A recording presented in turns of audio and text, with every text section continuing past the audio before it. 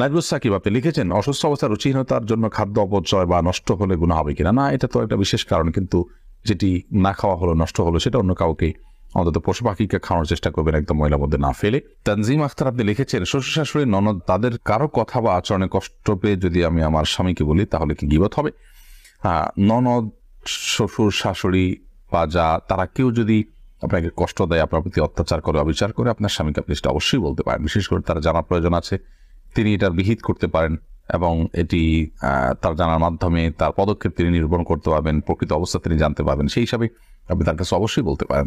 কারোর ক্ষয়ক্ষতি থেকে, ক্ষয়ক্ষতি দ্বারা আপনি আক্রান্ত হলে কোনো ব্যক্তির কাছে বললে সেটির বিহিত হওয়ার সম্ভাবনা ন্যূনতম যদি থাকে, তাহলে সেক্ষেত্রে তার সঙ্গে সেটি শেয়ার করাটা দোষণীয় নয়। তাছাড়া আল্লাহ তাআলা কোরআনে কারিমে বলেছেন, লা ইউহিব্বুল্লাহুল জাহরা বিস-সুই মিনাল কাওলি ইল্লা মান যুলিম।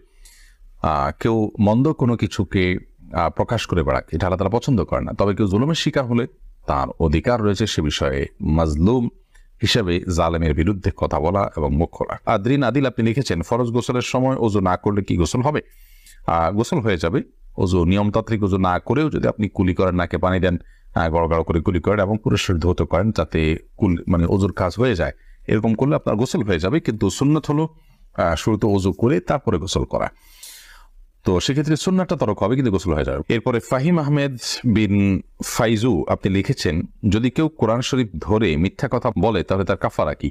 এক মেয়ে তার মার হাত থেকে মার খাওয়ার ভয় মিথ্যা কথা বলেছে কোরআন শরীফ ধরে। দেখুন, এরকম যদি কেউ করে তাহলে সেক্ষেত্রে তার তওবা করা উচিত যে তিনি মিথ্যা শপথ করেছেন।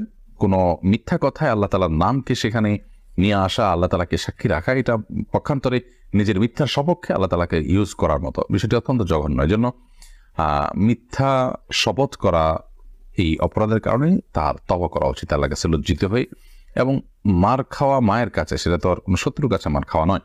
অতএব এ ধরনের ইস্যুতে সামান্য মার খাওয়া থেকে বাঁচার জন্য এত বড় জঘন্য অপরাধ করা, কবিরা গুনাহে লিপ্ত হওয়া, এটা কোনো মুসলমানের জন্য উচিত নয়। এই জন্য আল্লাহ রাব্বুল আলামিন যে শাস্তি রেখেছেন সেটা এ মায়ের চাইতে বহু গুণ বেশি জঘন্য এবং কষ্টদায়ক হতে পারে। বিধায় এই জন্য আল্লাহর কাছে মাপ চাইবেন, ভবিষ্যতে যেন না হয় সেদিকটা খেয়াল করবেন। আর এটার জন্য বিশেষ কোনো কাফারা নেই। শপথ যদি ভবিষ্যৎকালীন কোনো বিষয়ে শপথ করে কেউ আসলে লঙ্ঘন করে, তাহলে সেক্ষেত্রে কাফারা। অতীতের কোনো কাজ তিনি করেছেন কি করেন এই বিষয়ে তিনি মিথ্যা শপথ করেছেন, তাহলে সেক্ষেত্রে এই শপথে কোনো কাফারা নেই, কিন্তু আল্লাহর কাছে মাপ চাইতে হয়। এরপরে ইডি রাজু আইডি থেকে আপনি লিখেছেন, বাচ্চা সামলাতে গিয়ে ওয়াক্ত মতে নামাজ পড়তে না পারলে গুনাহ হবে কিনা? বাচ্চা সামলাতে গিয়ে ওয়াক্ত মতে নামাজ পড়তে পারলেন না, এটা কি ধরনের সামলানো? যদি এমন হয় যে বাচ্চাকে ধরার কোনো মানুষ নাই, এমন কোনো পরিস্থিতিতে পড়েছেন যে বাচ্চাকে রেখে নামাজ পড়তে গেলে বাচ্চার বড় ধরনের কোনো ক্ষয়ক্ষতি হবে, তাহলে তো ভিন্ন কথা। কিন্তু এরকম সম্ভাবনা খুবই ক্ষীণ। আপনি বাচ্চা দুষ্টুমি করছে কিংবা ঘুমে আছে তা বা কান্নাকাটি করছে, এই অজুহাতে তাকে সামলাতে গিয়ে নামাজ ত্যাগ করলে সেটি অবশ্যই গুনাহের কারণ হবে। আপনি তাকে সামলাবেন এবং একই সঙ্গে নামাজ আদায় করবেন, সেটি আপনার জন্য অবশ্য কর্তব্য।